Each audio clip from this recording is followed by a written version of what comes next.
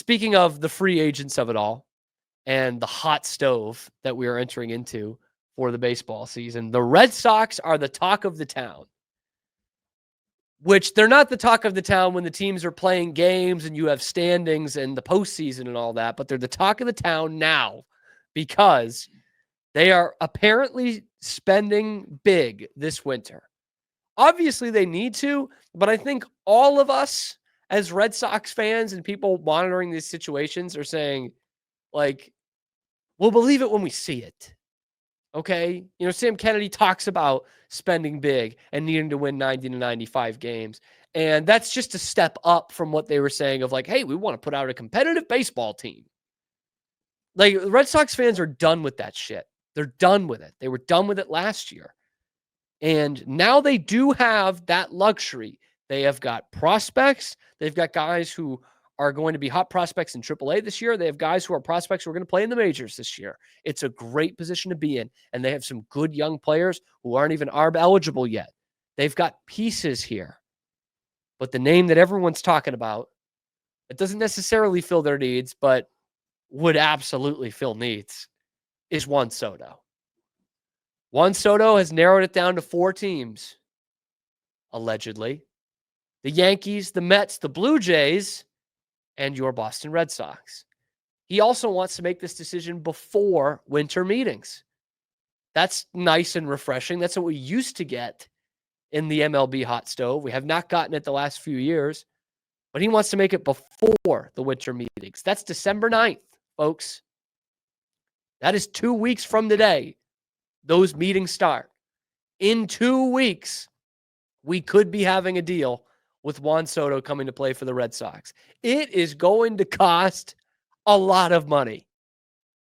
Probably somewhere in the neighborhood of between $550 and $600 million. Zach says more. You think it's going to be more than 600? I saw somebody said that the Yankees weren't going to be surprised it was in the 700 range. 700's Ohtani, right? Yeah. I think it was like 45 a year or something. I love like Soto. I don't know that you can do it more than Ohtani. $45 million a year, which is what I've seen as well. So this is from a story on Sportsnot. He also claims the Yankee star is aiming for a pact that pays him around $45 million. This is from MLB insider Marino Pepin. Around $45 million annually. So a contract for 13 years at $45 million would be $585. So that makes 13 or 14 years is what you're looking at here. That takes him through age 39. He's going to have some opt-outs early in that contract, like we're starting to see more commonly now. What do you got? I think year 3 and 4 is what he was aiming for. For an opt-out? Yeah, that makes a ton of sense. I don't know. I'm interested to see with either the Yankees or the Red Sox or the Mets.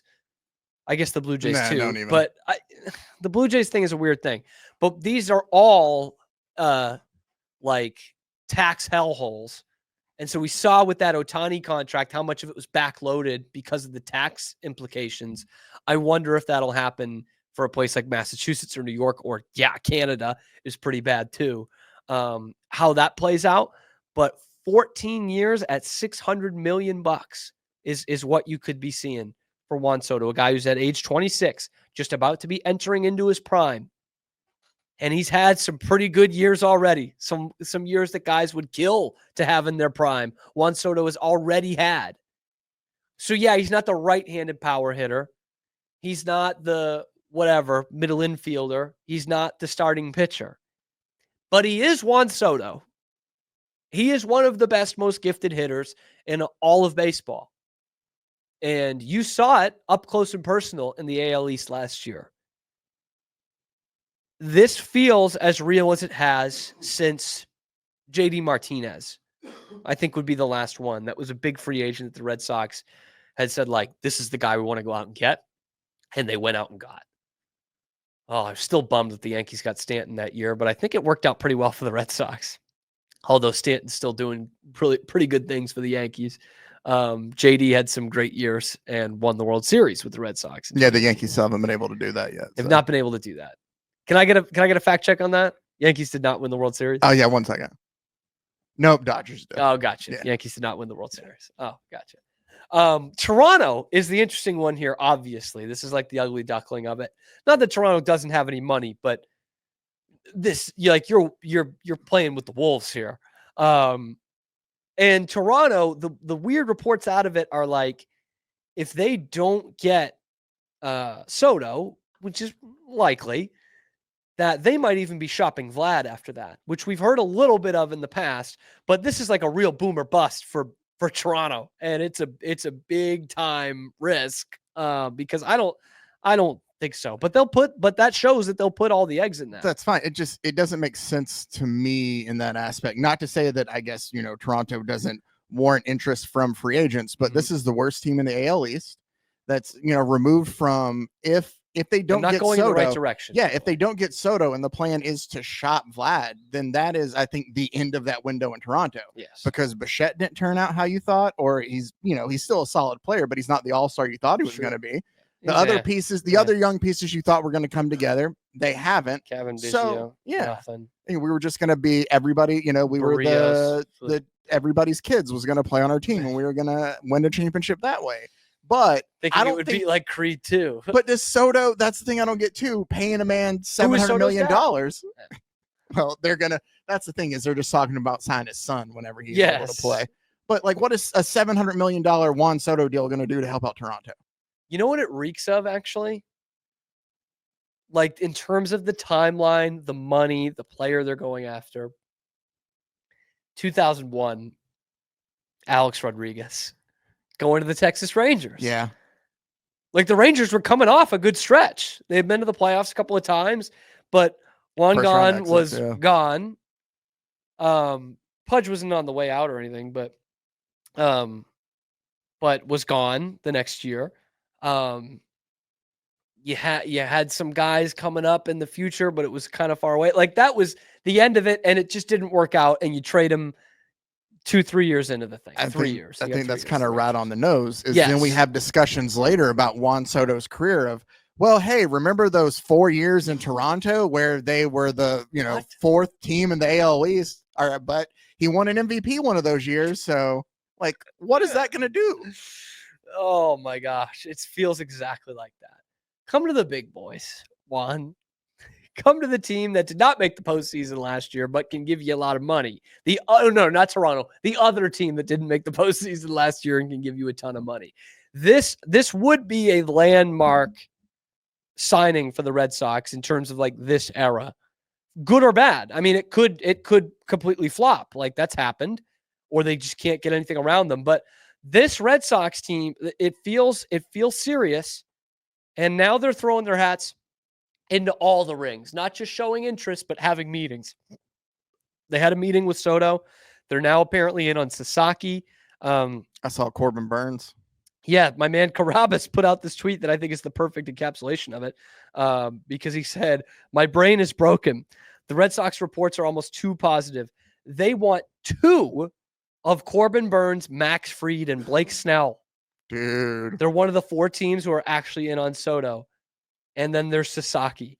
I don't know whether to emotionally prepare for a monster offseason or my heart getting torn out." And maybe it's just me being the typical, minded like this sports fan that I am, but do you ever get the thought of where like everything goes right, that there's no way it can possibly succeed, in a way of like, oh, we got Soto. Oh, we got 2 of those. Yeah, it's so tall that you think to yourself, like, we might not win the division, but we're going to have a, deep playoff run, just to see it all implode because it doesn't work for some reason or another. There's absolutely that fear. I watched the San Diego Padres. Like that is that not what you're describing there? But they're not as good as the Dodgers, and this move probably wouldn't make the Red Sox as good as the Yankees. If they made all of those moves, it would. But the Yankees have just been to the World Series. So like, and we see, San Diego's got good teams. They go to the playoffs. Well, and I think I saw the Yankees, if they don't get Soto, then they want to bring in either Willie Adames or Alex Bregman, and they too are in on Corbin Burns. It's just like, if we don't get Soto, then we're still going to try to get the Yankees. To me, feel like that team that thought they should have done better and then got embarrassed in the World Series and realized, oh, we got to spend as much more money as we can to make sure we get back there then. I don't know if there's any world that the Red Sox could possibly do that, where they can get Soto and 2 of those 3 guys. Seems I mean, tough. baseball money is like fake money. So Yeah. you could, there's the luxury tax, which they're finally way under. But the thing that's great about it, which I've talked about plenty of times, I don't want to go into trade scenarios necessarily, but the great thing about it is you can get one of those guys on the pitching staff, you can get a Soto, and you can trade guys without touching your like number one prospects and get a top end starting pitcher in here. Because that's what Heim did to your farm system. As much as you want to bag on him now, that's what Heim did to your farm system. Red Sox, Juan Soto. Let's make this happen. Let's make this friggin' happen. I'm in. They've already got me on the line. They have got me on the fishing line. And when he re-signs with the Yankees, I am going to be just in hell. In hell. I will be on my knees in the Walmart when that happens. Hey, thanks for stopping by. And if you like this video, be sure to give us a like and subscribe. It really helps out the channel a ton. You can follow me on Twitter here for some more outrageous Boston sports takes coming to you every weekday at noon Eastern time. And then after that, wherever you get your podcasts. We are Rogue Media Sports.